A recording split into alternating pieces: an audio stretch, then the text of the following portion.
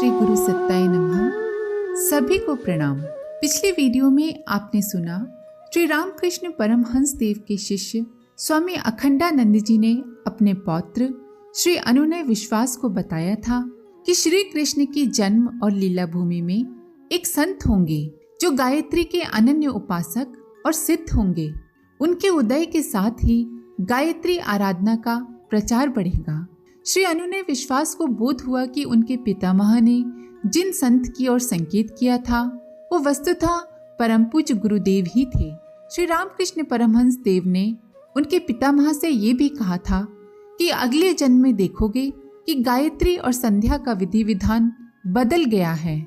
जब श्री अनुनय विश्वास ने परम पूज्य गुरुदेव से इस बात की पुष्टि करनी चाहिए, तब परम पूज्य गुरुदेव ने उनसे बोला कि अभी इतना जानना पर्याप्त है कि स्वामी रामकृष्ण परमहंस ने आपके पितामह से जिस विधान की बात कही थी वो निर्धारित हो चुका है। आइए इसी क्रम को अब आगे बढ़ाते हैं।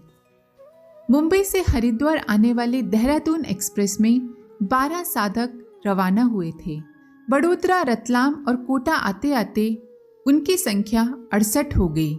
सभी साधक अलग अलग डिब्बों में थे और वे स्वर्ण जयंती साधना भी कर रहे थे। शाम के समय गाड़ी कोटा से पहले झालावाड़ के आसपास पहुंची थी कि साधकों ने सायंकालीन उपासना आरंभ की। उस समय स्लीपर क्लास में यात्रा कर रहे 5-7 परिजनों ने ही एक दूसरे को पहचाना। झालावाड़ में गाड़ी ज्यादा रुकती नहीं थी। गाड़ी में और भी परिजन थे। थोड़ी देर के स्टॉपेज की वजह से एक दूसरे के संपर्क में नहीं आए। दिल्ली में गाड़ी ठीक सूर्योदय के समय पहुंची, बल्कि कुछ पहले ही। गाड़ी यहाँ करीब 40 मिनट रुकती थी। इसी बीच कुछ साधकों ने फटाफट नहाने का जुगाड़ कर लिया और स्नान आदि से निवृत्त होकर प्रातःकालीन साधना के लिए बैठ गए। यहाँ पता चला कि मुंबई से दिल्ली तक 40-50 साधक इकट्ठे हो गए हैं। सुबह की साधना उपासना के बाद ज्यादातर एक ही कंपार्टमेंट में आ गए और परम पूज्य गुरुदेव के जल उपवास के बारे में चर्चा करने लगे। इस चर्चा में जल उपवास के कारणों पर भी बात चली और 3-4 साधकों ने उन तत्वों के बारे में चिंता, उत्सुकता जगाई जिसके कारण गुरुदेव क्षुब्ध हुए थे।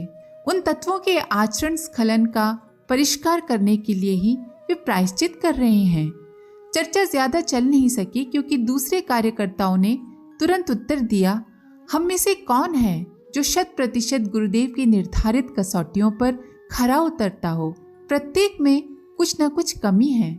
गुरुदेव उस दोष को दूर करने के लिए अभी ये साधना कर रहे हैं, ऐसा ही मानते हैं। इस दोष के बारे में गुरुदेव ने कोई संकेत नहीं किया।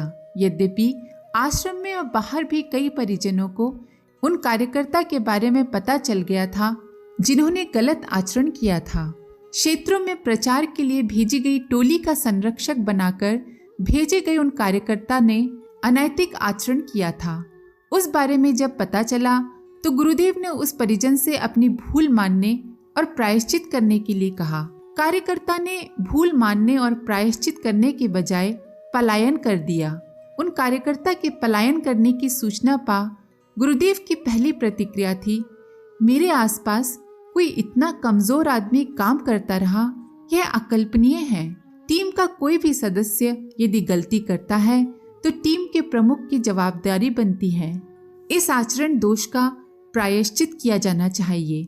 उस कार्यकर्ता में साहस नहीं है तो जवाबदेही और बढ़ जाती है और ये जवाबदेही मेरी है।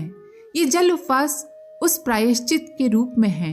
गुरुदेव ने आगे कहा कि ये प्रायश्चित किसी सामाजिक और परमार्थिक अभियान के प्रमुख की आचरण मर्यादा के रूप में भी जाना जाएगा। गुरुदेव ने अपने जल उपवास करने के कारणों में एक आध जिस भी घटना का उल्लेख किया था उसे परिजनों ने अपने से जुड़ी मान लिया और संतोष किया। इन परिजनों में अलीराजपुर से आए एक गंभीर मल अग्रवाल ने गुरुदेव से पूछने का मन बनाया। ऊपर जिन साधकों ने गुरुदेव के शोभ और प्रायश्चित का कारण स्वयं को बताया था उनमें गंभीर मल भी एक थे। शांति कुंज पहुंचकर उन्होंने जैसे ही निश्चय किया तो लगा कि गुरुदेव सामने खड़े हैं, उसी कमरे में जहां वे ठहरे हैं। और पिछली बार यहां आने पर उन्हें मंच पर जिस तरह खड़े हो जाते देखा था उसी मुद्रा में। गंभीरमल उनसे पूछने का मन बना ही रहे थे कि गुरुदेव की ओर से प्रश्नों की झड़ी लग गई। तुम्हारे पास समय और साधनों की कितनी कमी है? नहीं है तो युग की पुकार सुनने और पूरा करने में कितना अंश लगाते हो? इस बारे में आलस्य प्रमाद बरतना और अपने दायित्व से कतराना कम बड़ा अपराध नहीं है क्या? इसी सब के लिए मुझे प्रायश्चित करना पड़ रहा है। मनस क्षेत्र में यह उद्बोधन सुनने के बाद गंभीरमल ने गुरुदेव से कुछ भी पूछने का विचार छोड़ दिया। इस तरह के प्रश्न लेकर कई परिजन गुरुदेव के दर्शन करने गए, लेकिन पूछने की नौबत ही नहीं आई। ज्यादातर का समाधान उनकी आंतरिक चेतना में ही हो गया और जिन्हें इससे तसल्ली नहीं हुई उन्हें अपने अभ्यंतर में हुए अनुभवों, दिखाई देने वाले दृश्यों से समाधान हो गया। जल उपवास 24 दिन का था। गुरुदेव ने इसे 15 दिन में भी पूरा कर देने की बात कही थी। ये आश्वासन उन परिजनों का मन रखने या हिम्मत बंधाने के लिए था जो गुरुदेव के स्वास्थ्य और शरीर के संबंध में चिंतित थे कि लंबे उपवास से कहीं वो गड़बड़ा न जाए। 29 अक्टूबर को गुरुदेव ने माताजी के हाथों से नारियल का पानी लेकर 24 दिन का उपवास पूरा किया। उस समय शांति कुंज में हजारों कार्यकर्ता मौजूद थे। गुरुदेव अपने कक्ष में उसी स्थान पर बैठे परिजनों से मिल और बात कर रहे थे जहां उपवास के समय बैठे थे। नीचे मिलने वालों की लंबी कतार लगी थी। उस दिन गुरुदेव के प्रवचन या संदेश जैसा कोई आयोजन नहीं हुआ, लेकिन आगंतुकों से सभी से वो मिले। किसी को भी उनके दर्शन, श्रवण और चरण वंदन से वंचित नहीं रहना पड़ा। जल उपवास पूरा होने के बाद राजनीति, साहित्य, कला, विज्ञान, संस्कृति और दर्शन क्षेत्र के विभूतिवान व्यक्तियों का ध्यान अनायास ही शांति कुंज या गायत्री परिवार की ओर आकर्षित हुआ। यूं कहें कि उनके मन में युग साधना, विज्ञान और परिवर्तन की वेला, जिसे गुरुदेव 2 शब्दों में गायत्री चेतना कहते थे, के प्रति रुझान पैदा हुआ। 1969 में गायत्री जयंती पर ब्रह्मवर्चस्व शोध संस्थान की विधिवत स्थापना हुई। आरंभ परंपरागत उद्घाटन प्रक्रियाओं से हटकर अलग ढंग से हुआ। संस्थान के परिसर में बनी यज्ञशाला में उस दिन पलाश और बबूल की चुनी हुई समिधाएं रची गई थीं। भोर सवेरे उनमें गोघृत से सिक्त रुई की बत्तियों से अग्नि का संधान हुआ। अग्नि प्रज्वलित करने के लिए माचिस की तीली या कहीं और से लाई गई बत्ती अथवा अंगारे का उपयोग नहीं हुआ था। गुरुदेव के चुने हुए 5 साधक यज्ञ कुंड के आसपास बिठाए गए। इन्होंने 40 दिन का अनुष्ठान किया था और हविष्यान्न पर रहते हुए गुरुदेव द्वारा निर्दिष्ट नियम अनुशासन का पालन किया था। पवित्रीकरण, आचमन आदि षटकर्मों के बाद देव पूजन के उपचार संपन्न हुए। इन उपचारों के बाद विधिवत यज्ञ अग्निहोत्र आरंभ हुआ। आहुतियां दी जाने लगी। अग्निकुंड से उठती हुई लपटें और उनमें स्वाहा होती आहुतियों से जो धूम्र निकलता था, उसे देखकर उपस्थित जन अद्भुत अनुभव कर रहे थे। उन्हें प्रतीत हो रहा था कि अग्निदेव अपनी 7 जिह्वाओं से आहुति स्वीकार कर रहे हैं।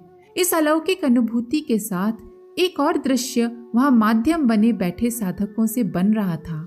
उन साधकों की कलाई पर, बाहों में, सीने पर, माथे पर और पैरों पर चिकित्सीय उपकरण बांधे गए थे। नब्ज की गति, रक्तचाप, हृदय की गति, मस्तिष्कीय तरंगे और शिराओं में होने वाले परिवर्तनों को रिकॉर्ड करने वाले इन यंत्रों की रिकॉर्डिंग परखने और नोट करने के लिए 3 चिकित्सा कर्मी लगे हुए थे। ये दृश्य अस्पतालों में होने वाले जांच परीक्षणों जैसा था। लग रहा था जैसे उन युवकों की स्वास्थ्य परीक्षा की जा रही है। यज्ञ आरंभ होने से पहले भी इन्हीं उपकरणों से युवकों की जांच की गई थी और उनसे प्राप्त विवरण अलग रखे गए थे। यज्ञ संपन्न होने के बाद रक्तचाप, हृदय, मस्तिष्कीय तरंगे और शरीर में होते रहने वाले परिवर्तनों को भी नोट किया जा रहा था। इसी तरह परिसर में लगे पुष्प और औषधीय वनस्पतियों, वहाँ के पानी और हवा को जांचने के उपाय भी किए गए थे। इन उपायों के जो निष्कर्ष आए उनकी चर्चा आगे करेंगे। यहाँ एक सिर्फ संदर्भ के तौर पे ही कि यज्ञ के प्राचीन स्वरूप और रहस्य की एक प्रतीकात्मक अभिव्यक्ति के साथ उसके प्रभावों के अध्ययन की ये शुरुआत थी। शुरुआत जिसे इस परिसर तक ही सिमट कर नहीं रह जाना था, बल्कि आने वाले वर्षों में दिग्दिगंत तक फैल जाना था।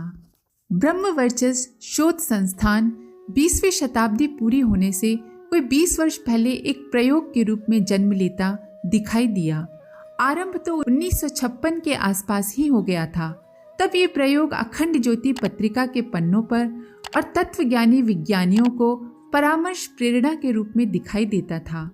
विधिवत और व्यवस्थित शोध अनुसंधान की प्रक्रिया अब होती दिखाई दी।